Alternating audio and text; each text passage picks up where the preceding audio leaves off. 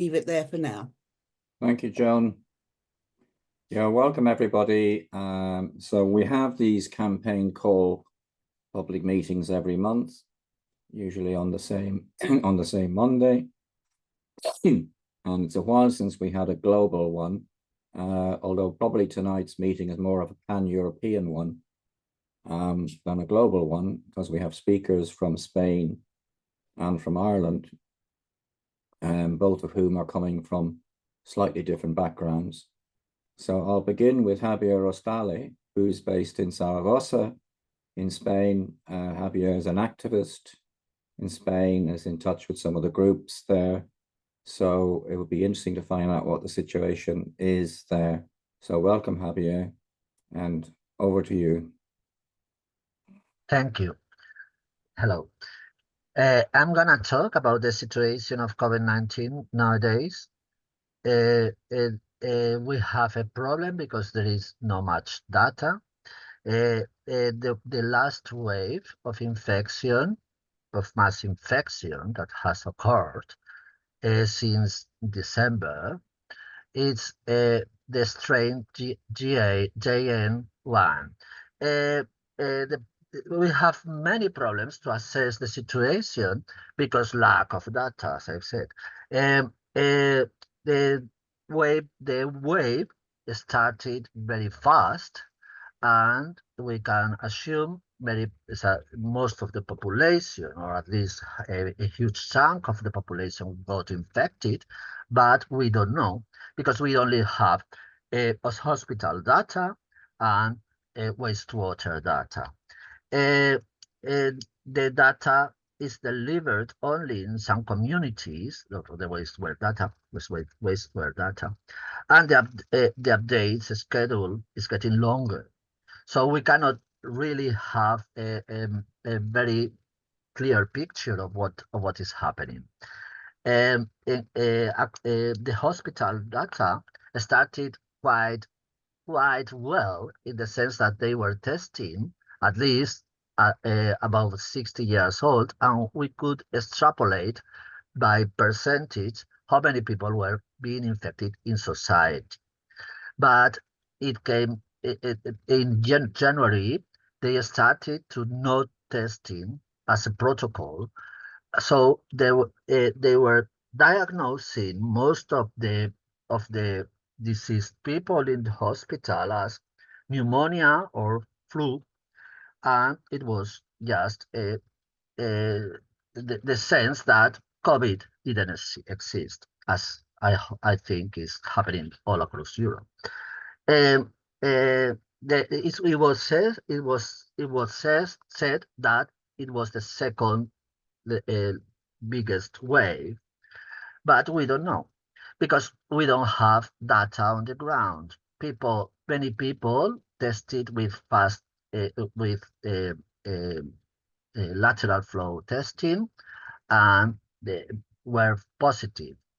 Wastewater data indicated that most of the COVID strains were GN1 mainly, and apparently the wave was receding, but the last wastewater data indicates that it's not the case. There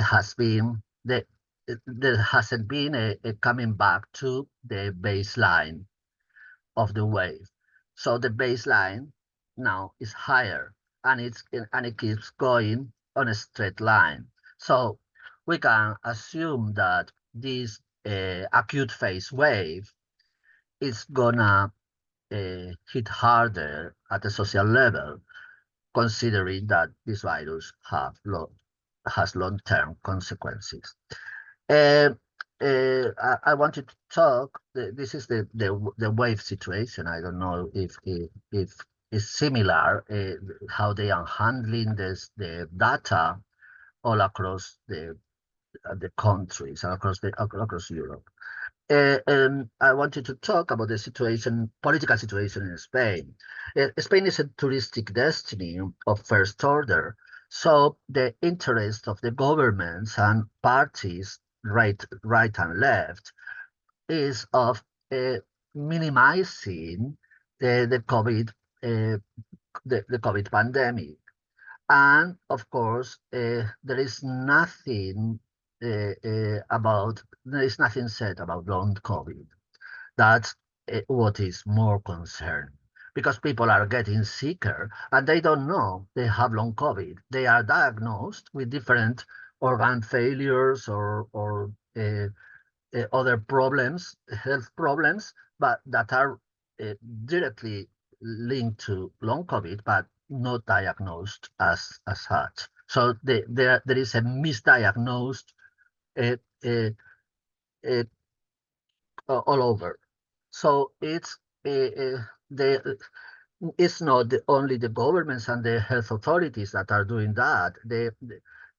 Somehow hospitals are doing that protocol. Some doctors know, and some doctors is speaking out about this situation. But in general, we can say that more or less all of them, or the majority of them, are really trying to not name COVID at all. So, um, uh, well, there is I think that one of the main shifts of perception about the pandemic happened here in Spain because of the touristic interests and so on. Um, uh, uh, uh, they were shaping the new normal narrative of getting COVID, as it was called. Well, many studies are now presenting the obvious realization that uh, COVID causes long-term disease. Is long COVID is a multi-organ or pan-systemic disease. And one of the things that I wanted uh, uh, to emphasize is the question of immune depletion. This virus, obviously, as many studies have shown, causes immune dysregulation, is said, uh, uh, considering that there is persistence too, and a lot of reinfections to the two ways of the virus, uh, we can uh, we can be very concerned about the future of the population at large, because people are getting mass infected and reinfected on a regular basis, and this can be very dire, for the health of the people if their immune systems are uh, depleted, damaged. Uh, um, so. What the virus does to society. The question is that they have talked a lot about herd immunity. Certainly, the vaccines helped a lot to reduce the harm in the acute phase and maybe a bit of the long-term consequences. But having so many infections may render vaccines useless, in the sense that the virus always mutate in relation to the immune systems of the people. So it vaccinated people too. So this immune depletion at a social level means that a lot of diseases are gonna come back, because the herd is weaker. Um, the known unknowns, because we are being told constantly that we don't know much. We are still knowing new things. Well, there are many studies already that show uh, that this virus is very deleterious for the health of the people. That is a known, that is called unknown. Since 2022, we knew almost where we could at least have an idea what this virus was capable of. And there is electric policies and mass infection policies. We are just exposing the population to a harm that could be very, very dangerous. I think it is very dangerous. Two ways this virus can affect immunity and vascular organ damage, as I said, is reinfection and persistence. So we are dealing with a virus that don't, from my point of view, do not build any immunity. What it does, it creates delays somehow reinfection, but as a whole, the immune system is hijacked and damaged. So we are it's something that I think the health authorities are not taking into account, and the situation is that people are getting sicker, workers are getting sicker, and the situation is, I think, gonna explode because it's not a linear process, wave after wave. After the infections, the damage is cumulative. That is very important to know because when you have cumulative effect, the infection after infection, that means that there is a tipping point. The health of the people are gonna crumble. This pandemic data blackout we are suffering, it's creating a totally deluded perception of the pandemic in the population at large. They cannot connect the dots of what is happening with this virus in their bodies and the diseases they are having. I've said many times that as data is not very reliable and it's getting scarcer and more manipulated, we have to get an idea of what is happening in communities. The nets we are creating to know what's happening or observing the anecdata, because we don't have reliable scientific data on the ground because there is no testing and no monitoring of the infected. We need to assess the situation, observing how the health of the people we are related is fading. And it is not looking good at all. Of all ages, people are getting sicker and sicker, and another pathogenic diseases are taking hold because the immune systems of the people cannot fight them. Uh, well, I wanted to add uh, that uh, that SARS-2 COVID-19, the virus that causes COVID-19, is never a national issue, is an international one. There is need of international coordination, as much as it sounds like now like a pipe dream, because governments and health authorities, even important institutions, international international institutions, are minimizing or not talking about or talking just like a secondary issue what is happening with the health of the population. Public health has become a personal uh, choice health issue. So public health is really in tatters in the sense that public health from authorities to how the system works needs to be uh, taken care of, and protection measures should be taken because we are in a pandemic, in an ongoing raging pandemic.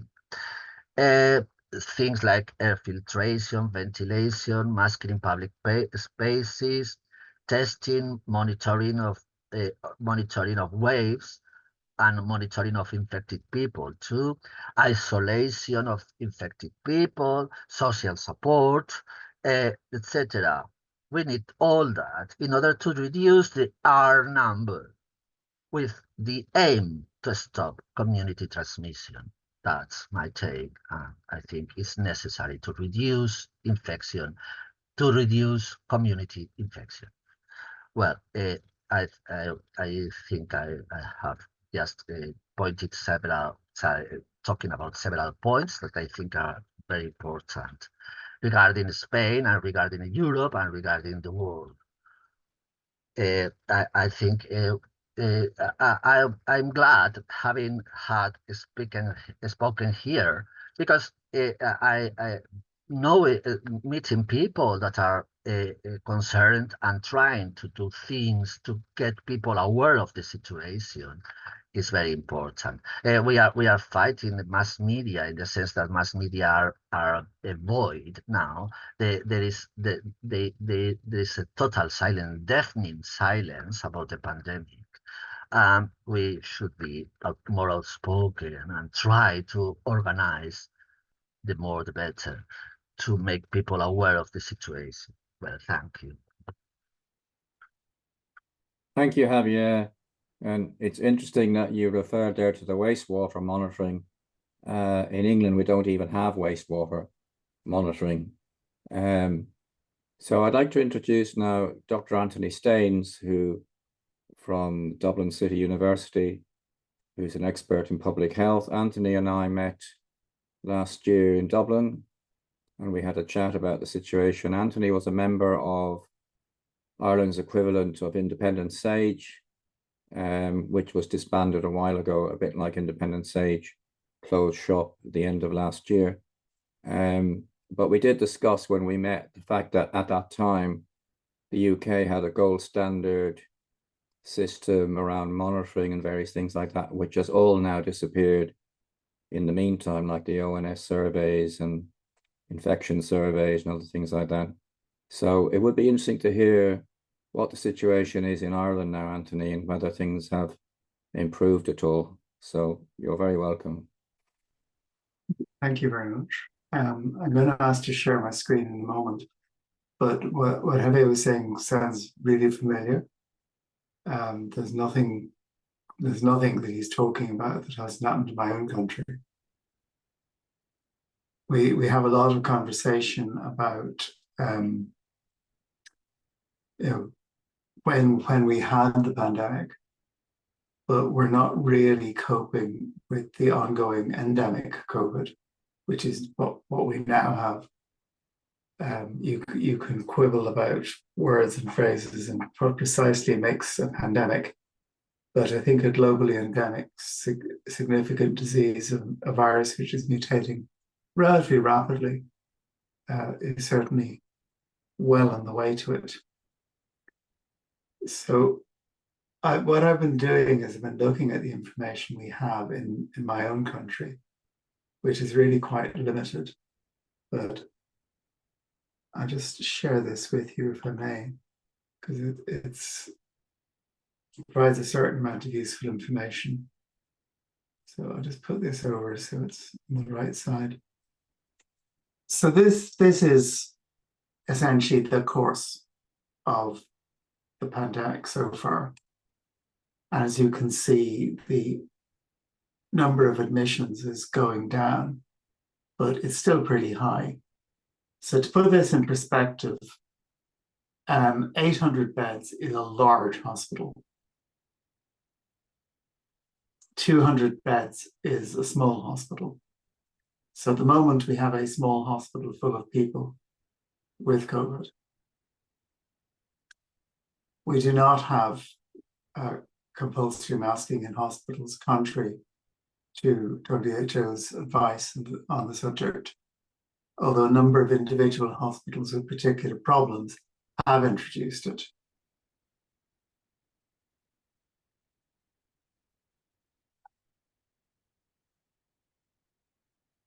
So this is dead people, which again is not the cheeriest of topics for an evening, but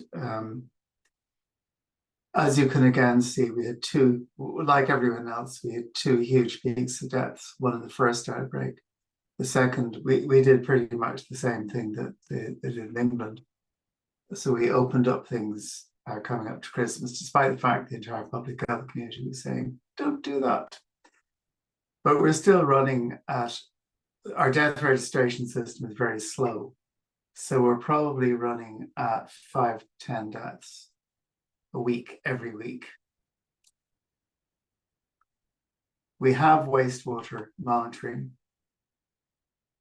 So I'm not going to start, I'm going to finish with that graph. I'm going to start with this one. This is wastewater monitoring since 2021. This is across all the sites in which wastewater is being monitored. And essentially it's positive almost everywhere across the whole country.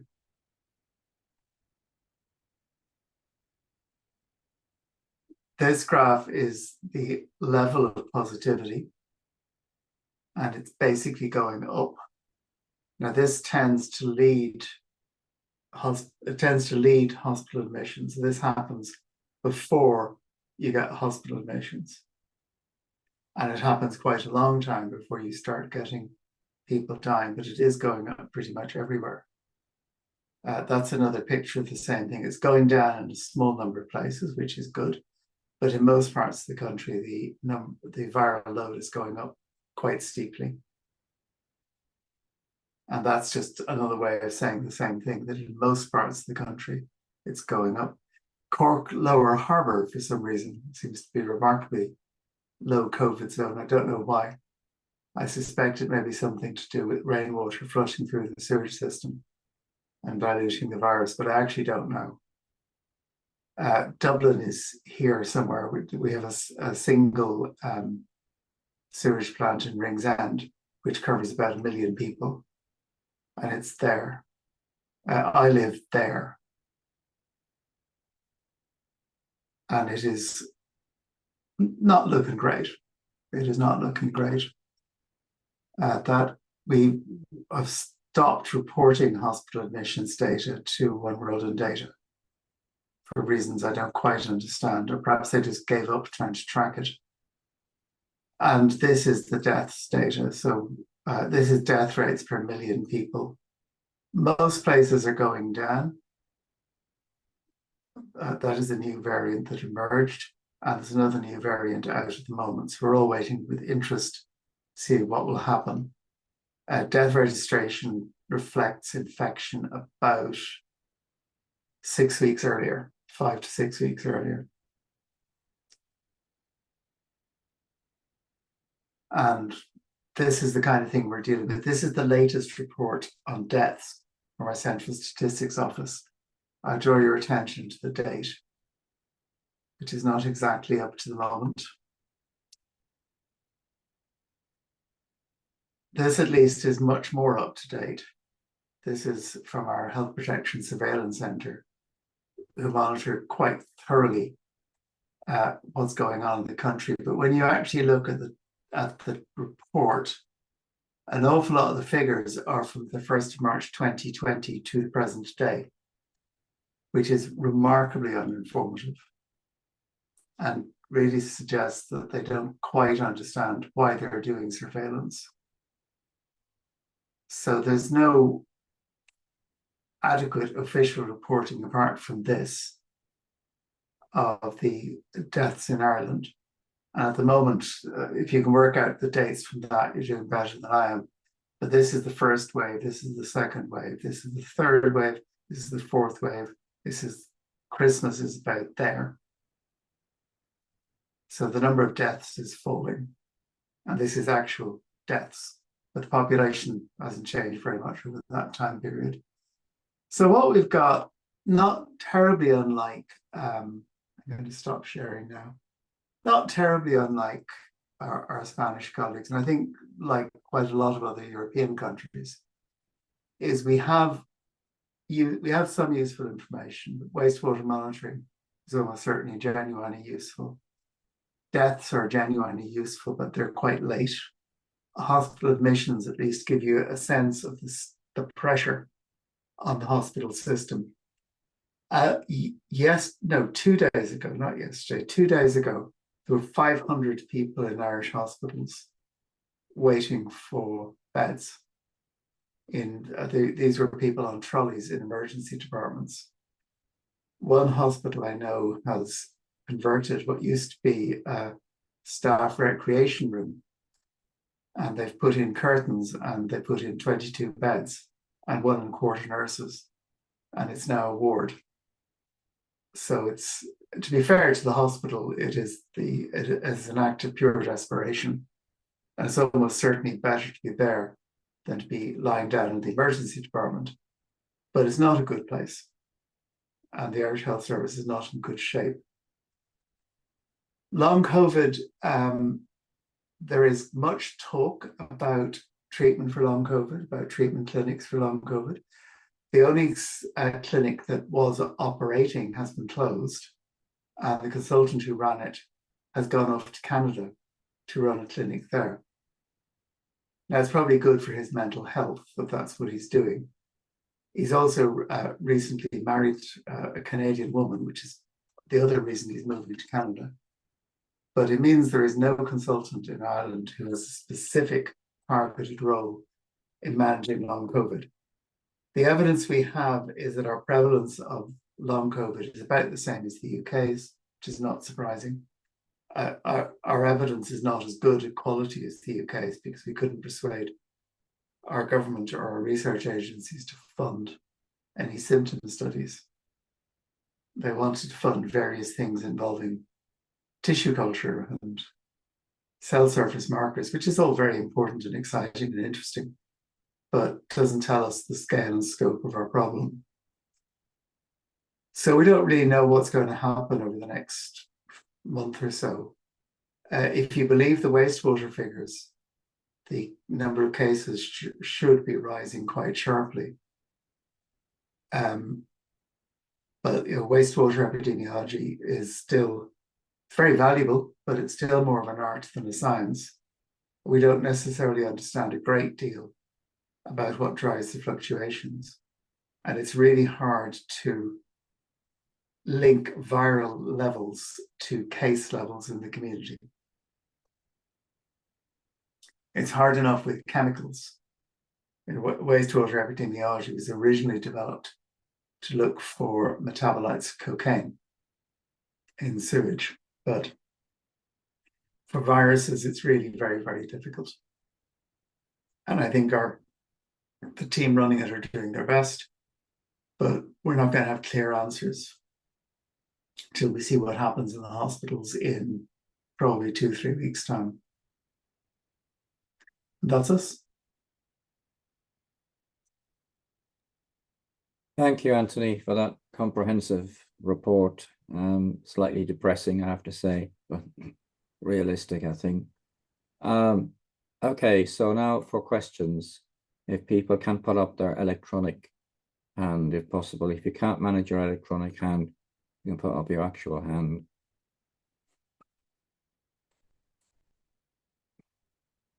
So I see Claire Rayner. Hi, thank you so much for those talks, which really echo my own concerns. I've led on a lot of the work on COVID and return to work. I just wanted to say that I'm seeing a pattern at the moment. My concern is for the reinfections, and I feel that we're seeing the JN1 or whatever variants have been around across December and January in people who have never recovered, particularly those who have been 3 or 4 years unwell. I think this combination is devastating, and I'm very, very concerned. And I think we should be looking at the effects of these recent variants in combination with those early ones, because I'm seeing massive deteriorations in many people, very, very worrying deteriorations. I'm quite good at pattern recognition, and I'm not the best scientist in the world, but this is what I'm seeing, and I think we need to urgently look at it. So just wanted to say that people may be able to take that forward. Thank you, Claire. A very interesting question. I'm just going to take a question from Gary Hutt. Yeah, I'll put my video on so that people can see me. There we are. I'm hearing this week that the government, or UKHSA as they are planning to sort of reduce the spring booster vaccine to whatever groups they're going to put them into later this year already. So now what that's going to come down to, I don't know. But that is also a worry for the ones that have already had like the vaccines, and by that time people that are in front are going to start waning and what have you, and then later on in the year the others will start waning, needing a vaccine. So we've got that to look at. Also, the international cooperation, I think, is a very good idea, because we're all in this together, as the Tories keep telling us, but now they don't want us to be all in this together. So we're on that as well as, but the concern for me is that WHO are already calling out the mass or millions of people that are going to have long COVID because of this. And people are just not doing anything in the country. In fact, in England, you'd think nothing's happening. You wouldn't think there was a virus here, because there's no one masking. Ventilation and air filtration is, well, if it's there, it's very rare, and everything like that. And this is just, to me, it's just crazy what's going on now. We're just going to have a disabling of people that are going to be coming through in this country and other countries that are not even going to be able to be in the workforce, or later on in life even be able to make any contribution to the countries, because they're so sick and ill. Thanks, Gary. Thanks okay, for that. I'm going to put those two questions to Antony first, and then Xabier. I think you both make very good points. One of the striking things about the UK population, particularly the English population, is the very poor standard of health. And it is absolutely certain that COVID will not help that, will not improve that in any way. As of right now, we don't really know what the long-term outlook for long COVID is.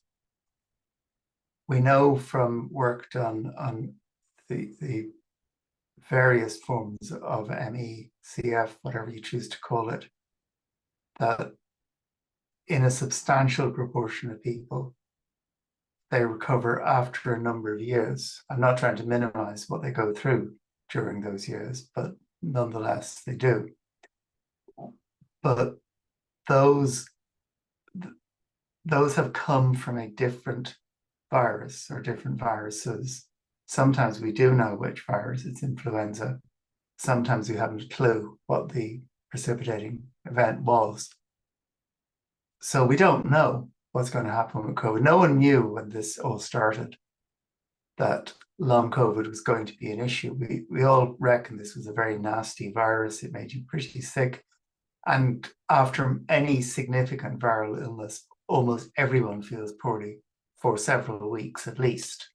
So initially, we just didn't understand what might happen.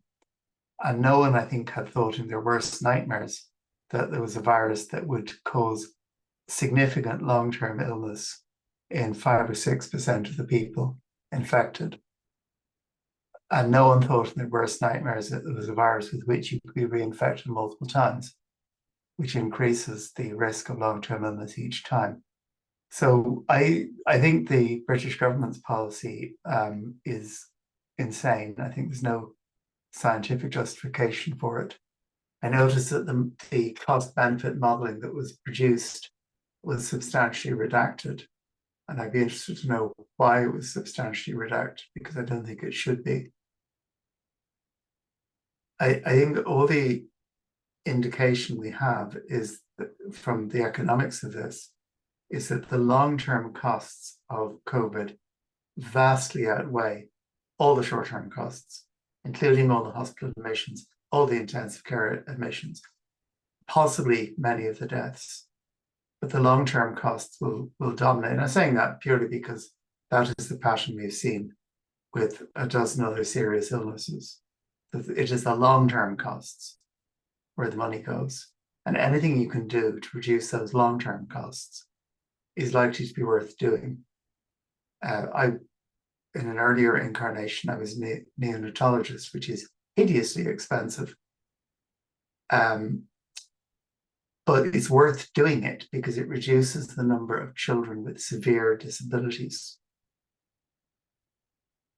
And that pays for itself. And we have a very similar situation, say, with people with severe autism spectrum conditions. Intensive intervention with that group of people, which may leave them still unable to live independently, but able to live with a lower level of support than full institutionalization, pays for itself because it's so expensive to do anything else. So I think the British government needs to think very carefully. I think Jenny Harris needs to come up with a more coherent explanation of her proposals, because I think the price of that for your country, it will be appalling. Thank you, Anthony. Xabier. I haven't listened to the real question of this man. If with the answer of Anthony of Mr. Staines, sorry, I can grasp that the question was about what is happening with people being reinfected, the workforce, and things like that. Am I right? Yeah. Well, what I'm seeing is that people are getting sicker. That sick leaves in industry and offices and things like that are skyrocketing.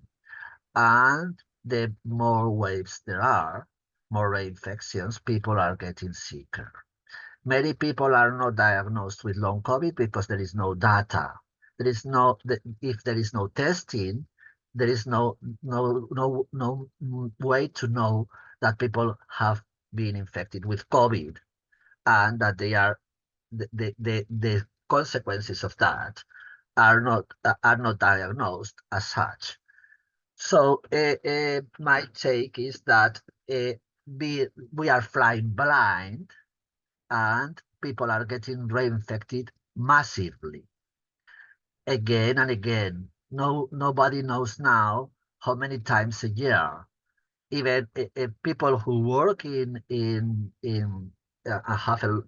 have a lot of social contact are getting more exposed. There are no measures at all to reduce infection. That about the treatments is necessary to invest the more we can. I think so, but we have to invest in reducing infection because it's obvious. It's obviously hitting hard the people wave after wave, and without measures, we cannot assess how many people are getting reinfected and how many times, and with the different strains. Well, they say variants, but I say strains. So the question is that we need. I think we need to have a 2 or 3 pronged approach to this situation. One is, of course, research, but research is hampered because there is no data on the ground. So we would have much more data if there were testing and if there were social testing, widespread testing, and monitoring of the infected. And there is the 2 things are not happening. socially. So the question is that we are flying blind, and we are not, and we are getting infected again and again and again. So the question is that the situation can be unattainable, it can be terrible in the long run. That's my take. We have to stop this minimizing phase of the pandemic, and start taking measures to reduce infection, and to reduce and to do research for treatments, and for and of course to implement social infrastructure to help people that is being infected and have long COVID and many health many health issues. That's my take. Thank you, Thanks. Xabier. I mean, I agree the economic aspect of this is probably just as important as the medical one. I think Anthony pointed to that we have to invest. The more we invest now, even if it's not cheap, it's cheaper in the long run, because the more we can stop this rot of from happening, the best we can deal in the future. But if we are getting too many people diseased, in the future will be so expensive that it could be catastrophic. That's my take. So I'm going to bring in Jonathan Fluxman. Dr. Jonathan Fluxman is one of our leading activists here. Hello, Jonathan. Hi, Joseph. Thanks so much, and thanks very much for arranging the meeting. As usual, a really great panel of speakers, and thank you both for your talks. I'm particularly interested to hear from you both what sort of campaigning activities are happening in Spain and in Ireland. We're working quite hard here in the UK to get things off the ground, and there are lots of campaigns in a number of different countries, the US, Australia, and so on. So I'd be very interested to hear that. And just a separate question for Professor Staines about the wastewater monitoring rather. I watched a fascinating account about 6 or 8 months ago of the wastewater system they have in Michigan, I think, in the US, which is incredibly sophisticated, but not that expensive, because as you'll know, the sampling is very cheap because you need one sample from different locations and you don't have to run thousands of PCR tests. And the guy running the service was saying that the correlation between wastewater surveillance and subsequent hospital admissions, as you pointed out, there's always that lag, was quite close. But forgive me if I misunderstood what you said. I think you said you were having difficulties in Ireland sort of tracking it properly. Is that a resource issue, or are there other things complicating that? Thanks so much.